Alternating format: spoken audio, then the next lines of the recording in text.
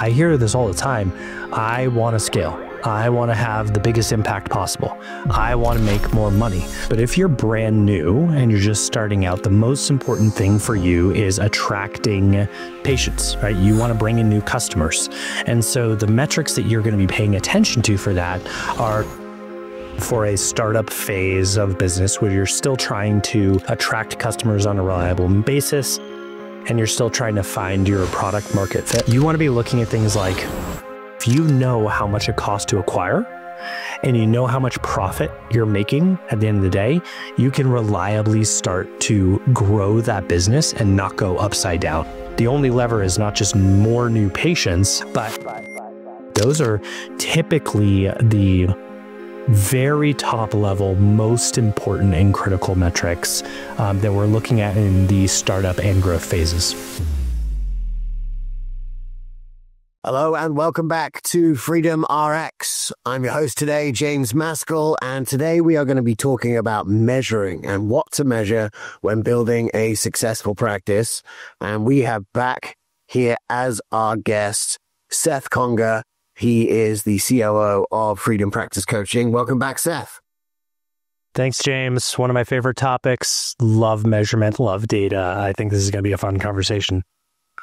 I think that this is a topic that is simultaneously super critical and also not really enjoyed by most practitioners that I've come across. And I think there's some very,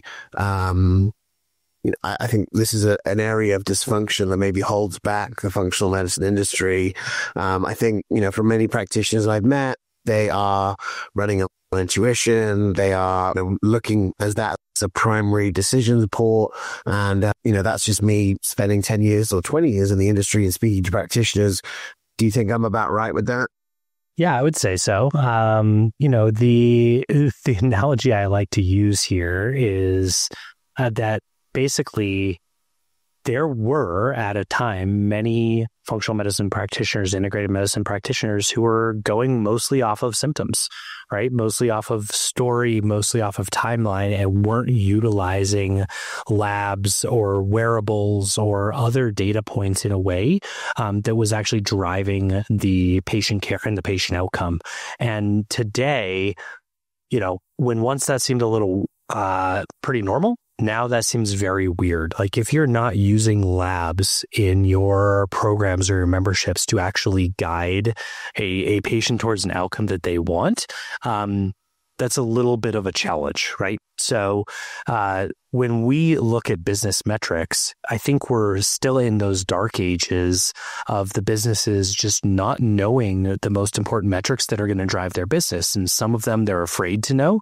And in other cases, it is just because they don't know which ones to look at or what they even mean to their business. But for us, looking at a profit and loss statement or looking at a set of KPIs is basically the same as looking at, a functional lab panel or even a gut test or a stool test. And so I think it's just absolutely critical to have this conversation because the most scalable businesses or even the most stable businesses that we see in functional medicine have a good handle on their data and their most important metrics. The ones that are still struggling are still trying to figure out their way or even understand in the first place what they should be looking at.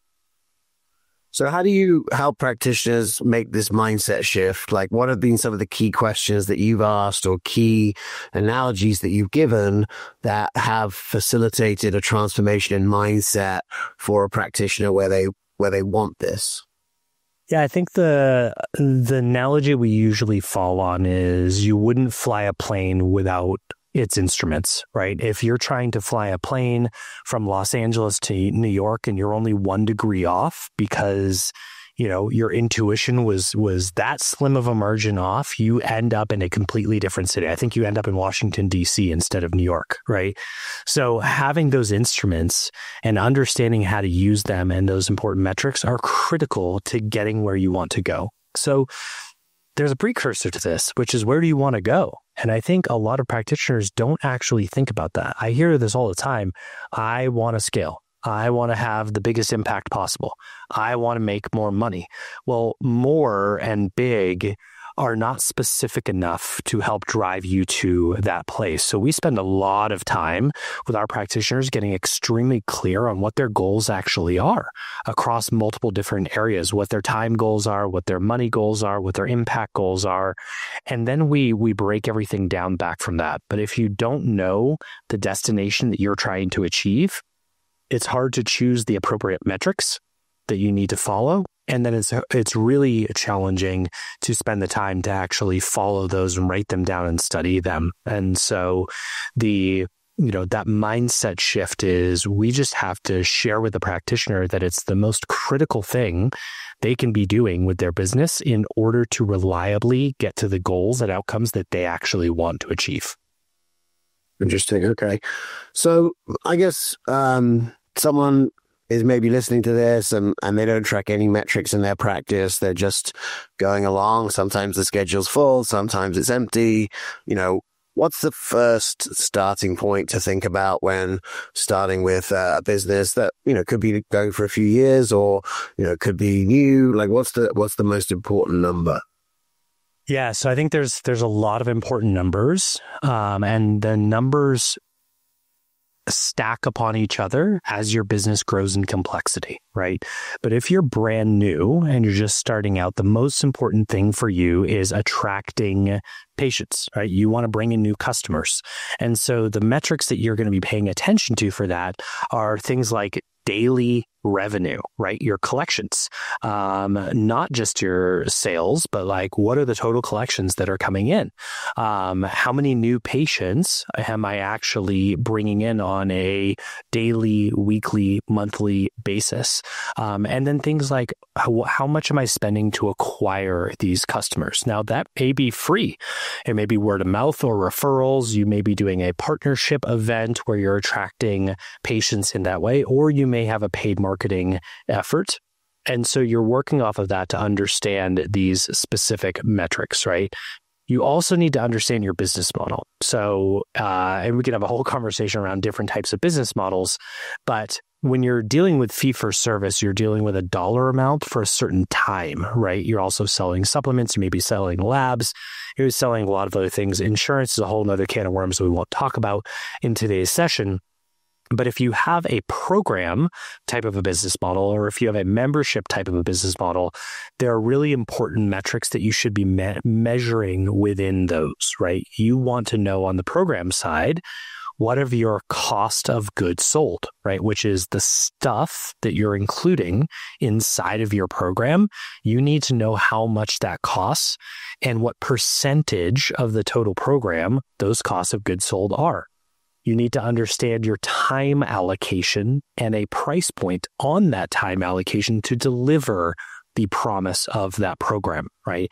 When we're talking about membership, it's more on capacity and utilization. How much capacity do you have? How many members can you see before you max out your time, right? And then also you're looking at metrics such as retention. How many members am I retaining on a monthly basis? Another way to look at that is actually churn. That's just the opposite of retention, right? How many am I losing on a monthly basis? But those are some really important metrics that you're looking at when you're just kind of starting out. What you don't want to do is say, I'm going to manage my business out of my bank account, right? So there has to be a little bit of financial accounting going on where you're managing a little bit more of a complex business, even from the beginning. Because if you're looking at just credit card charges going out and dollars coming in for the day, you're missing a larger part of the picture. And that's going to trip you up as your business grows because there's just different parts of the story that are also very important. Awesome. Well, I know, from my experience of being in the industry for a long time, most practitioners, and I've learned some of this from, if you're talking about the different phases of business, they may have been in business for years, but they're sort of still in that startup phase. And I guess I'm just wondering, what are the key numbers in that startup phase that people either miss or misinterpret, that you think is maybe leading people astray from making good decisions? Sure.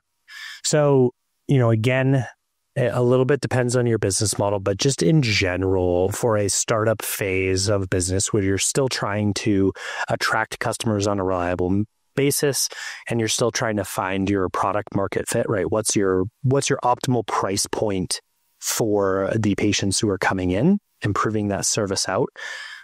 You want to be looking at things like monthly revenue, right? How many dollars are coming into your business on a monthly basis? What your profit margin is. That's really important because that's typically your take home at the end of the day. You need to understand how many number of new patients are coming in on a monthly basis, and then your cost to acquire each of those patients. Now, built into each of those, we can get a lot more complex, right? We can start breaking down that marketing funnel into its subsets.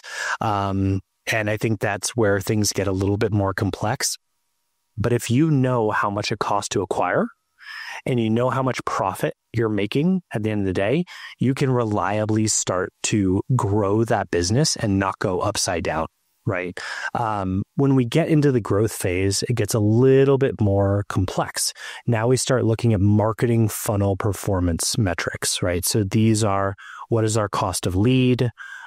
If you have some education built in there, right, you would see how people are watching that education or how they're consuming it, what the hit rate is on that. You may have a discovery call or some sort of free assessment that you're doing. How many people show up to that call? What is the conversion rate afterwards, right? Then we start looking at sales conversions. So there's a number of metrics within that cost of acquisition that we're now looking at that become really important, because those are now the levers we're pulling, right? The only lever is not just more new patients. It's, can I get more new patients at a lower cost of acquisition that ends up with more profit for me as a business at the end of the day? You also start looking at things like retention rate. When you're in your startup, you're just concerned about acquiring customers and hopefully delivering on the promise that you've made to those customers.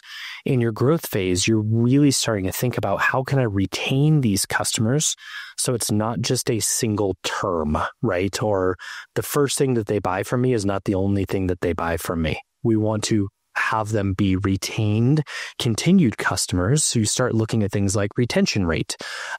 We start looking at things like program completion rate. How many people get all the way to the end of their program and then maybe sign up for more versus where people are dropping off along the way. And then we also start looking at things like satisfaction, right? So if we're looking at retention, we also want to be looking at patient satisfaction. Are they satisfied with the program? Are they meeting their promises? Are they meeting their goals?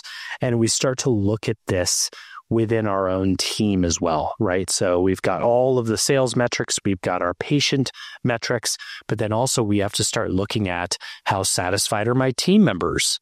What is the cost of the total salary pool for my team members? And is that the appropriate allocation in the general financial bucket, right? So there's just a lot more things we're looking at. We could talk about scale too if you want, but those are typically the very top level, most important and critical metrics that we're looking at in the startup and growth phases.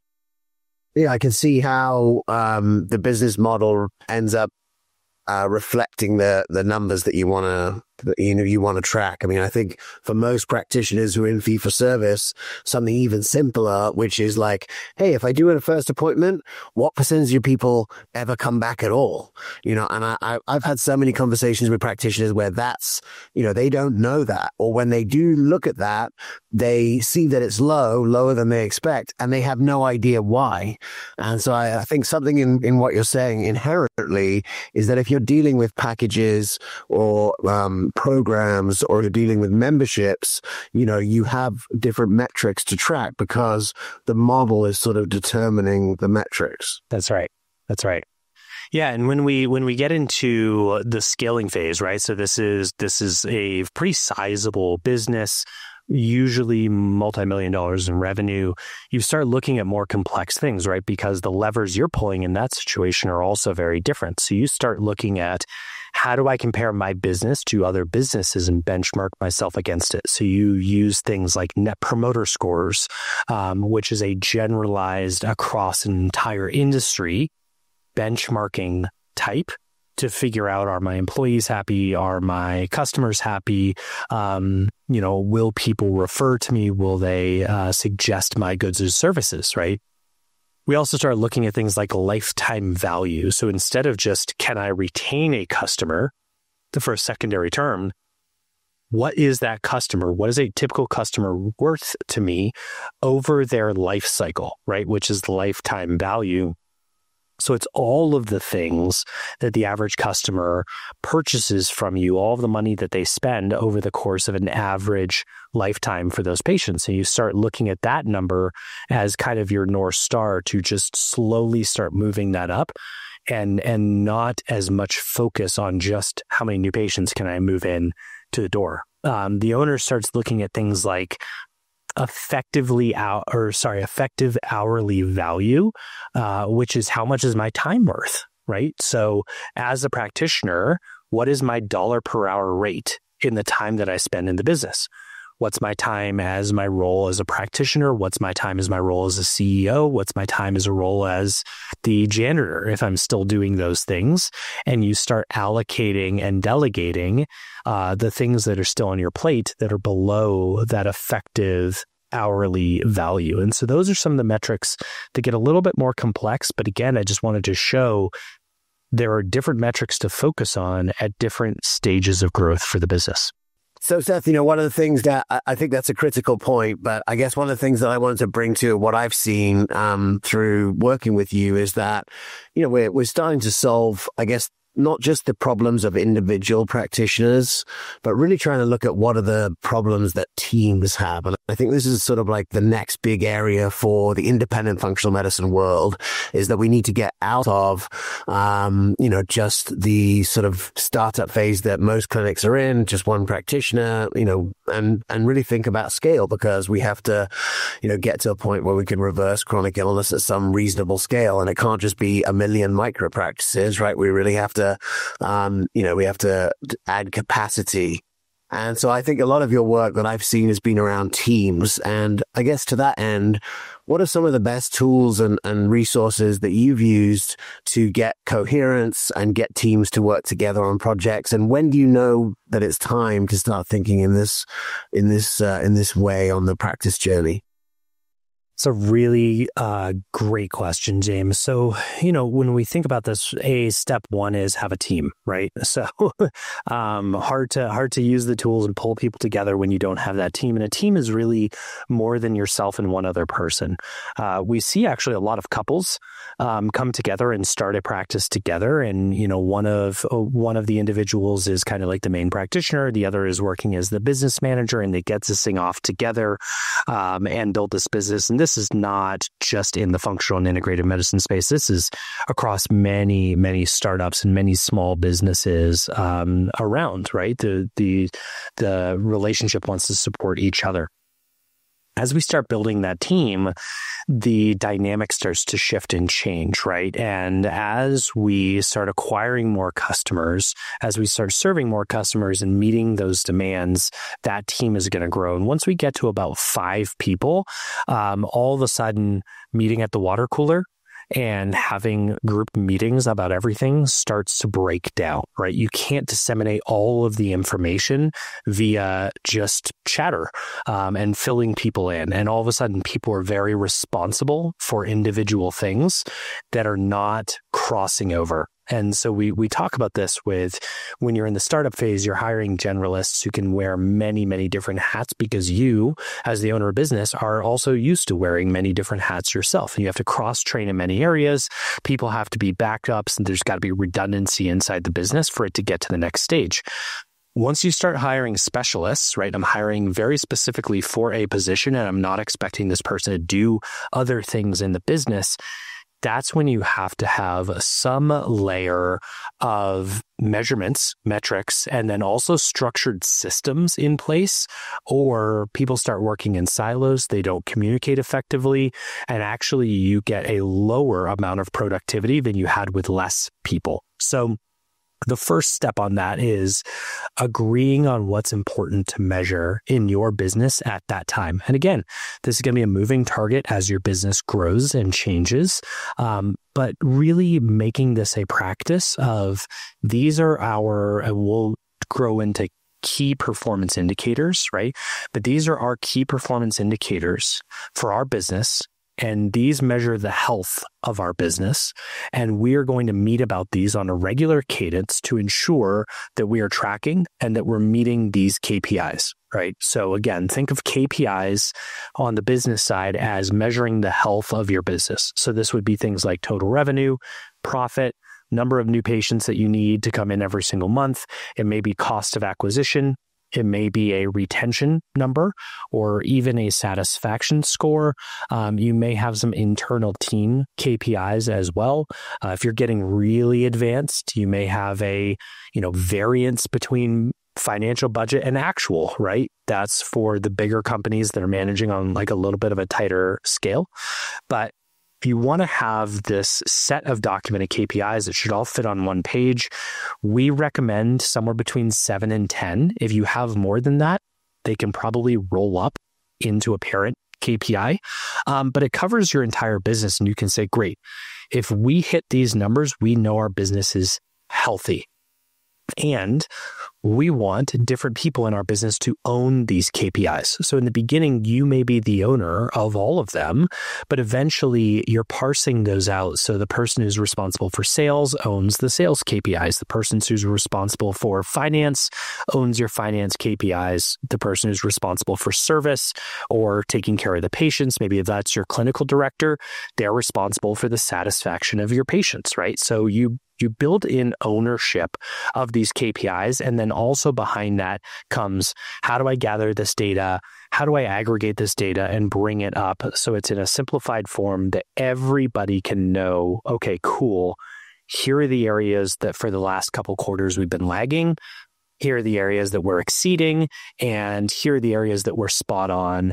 Did we misjudge what the KPI should have been, or did we just have a bad quarter in this area, right? So I think that's step one. Make sure you have KPIs in place that are critical and measure the health of your business.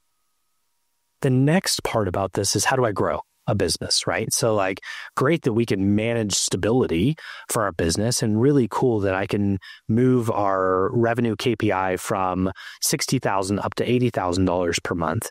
But how do I actually achieve the growth between 60 and 80? It doesn't happen overnight. It doesn't just magically happen because I put a number down there. There has to be associated work that goes on behind the scenes that is planning for this. And that's when I structure like project planning and certain cadences around that is really helpful. So for that, we use OKRs. OKRs are called objectives and key results. Think of this very simply as the objective is the what you want to achieve. The key results are how you're going to achieve it, right? So objective is the what, key results are the how. And in that framework, this is measuring growth of your company. So on a 90-day cadence, which is a quarter of the year, you can say, we are going to accomplish these 3 to 5 objectives with the associated key results. And then that way, the whole team is oriented to what we're working on, where we're putting our attention that is above and beyond just roles and responsibilities, right? Your like daily roles and responsibilities. And then how we're going to accomplish this together. And that creates that communication, right? And cohesion across your team of what's actually important. It also defends against squirrels and shiny objects, which are every visionary's founder's favorite thing to do is say, but I have a new idea and I want to change the entire focus of all of our people to focus on this idea, right? And that's obviously, that really beats a team down when they never get to actually see something come to fruition. And so a system like OKRs really allows you to actually accomplish what you set out to accomplish, what everybody agreed on was the most important things to get to the next metric within a short enough cadence. There's a little bit more behind that, and we can chat about that here or in a different time. But the point I definitely want to make is that OKRs, right, objectives and key results, must have an impact on your KPIs. right? If they don't, then you either don't have the right health measurement in place, or you're just doing something because you thought it was exciting and it doesn't actually impact the business. Yeah.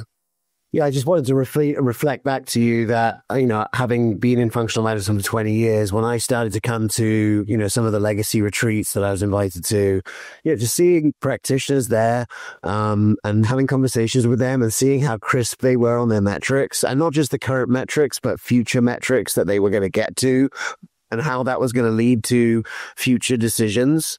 It was really wonderful to see that, because I hadn't seen a lot of that. Obviously, there are sort of unicorns in the space and clinics that are built really big because they have the infrastructure of people who built stuff in other industries, or, just had that. But the average practitioner wasn't doing that, in my estimation. And so to be in a room or on an island or in another country, with people who were doing that, and knew that their business was not going to collapse if they were away for 2 weeks, was really great. It gave me a lot of hope that, that this independent practitioner model and the role of the independent practitioner could be held onto and cherished and be a model for the future, which I think I want and you want, and practitioners listening all want too. Yeah. James, I think you said it, the average practitioner is not thinking about a logical way to grow. Right? The average practitioner is in reactionary mode and dealing with putting out fires every single day. And they are just trying to get by with bringing in enough money and enough new patients to offset the expenses that they have and make it through the end of the month and keep things going. And it's really hard to think proactively, right? KPIs and OKRs are a very proactive way of thinking. But just like in health, if we're not being proactive about our health, that's when chronic disease happens. And if we're not being proactive about our business, that's when chronic problems in the business tend to creep up and keep us reactionary and keep the business not necessarily just small, because a lot of businesses want to stay small, right? And there's nothing wrong with staying small and stable as staying small when you don't want to be small, but you're being reactionary. That's the challenge there. And I think, I'm really proud of all of our clients, of our legacy clients specifically. They have chosen to take a very, very proactive, long-term path, right? Because this doesn't happen overnight, of putting in these structures into their business for the betterment of their business 6 months from now or for a year from now. And a lot of people don't think about future me. It's more like, hey, I'm going to go out drinking tonight, and future me can worry about that hangover, right? In this case, we're thinking about future me with, I'm actually setting up the structures today that are not going to have a huge impact tomorrow, but they are going to have a huge impact 6 months from now on my team, on my time, on my energy, and then actually on the patient outcomes, because we'll be able to focus more on that. And that's what I love doing, is identifying that inflection point when you should be thinking about these things. Because remember, we went over the startup stuff. You don't want to be thinking about OKRs when you're in startup.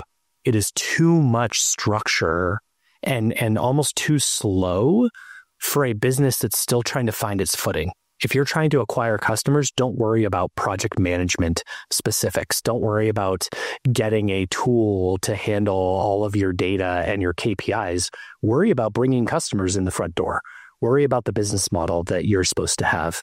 And then from there, it's about catching them at that inflection point to add in the proactive steps before they grow and introduce reactivity back in. Yeah, absolutely. Well, look, I think this has been really helpful, and I think that any type of practitioner, whoever's listening to this, will understand now, some of the different things that they could be measuring, and will take some proactive action. If you want to get into a conversation with this, feel free to go to freedompracticecoaching.com. You can book a strategy call with one of our team. We'll take you through a whole process to understand exactly what you should be measuring. And, if you have other ideas of other topics you'd like to hear on the Freedom RX podcast, feel free to reach out to marketing@freedompracticecoaching.com. And we'd love to take on whatever topics make sense for you, what you'd like to learn about so that you can build a strong, sustainable practice. We are here for it. And also, if you're wherever you're listening to this, please subscribe, whether it's podcasts or whether you're watching on YouTube, and you'll be the first to know when we bring out more new content. Seth, thanks so much for being such a great guest, having such a wealth of information, and really excited to do another great episode here at the Freedom RX podcast. Thanks everyone for tuning in. See you next time.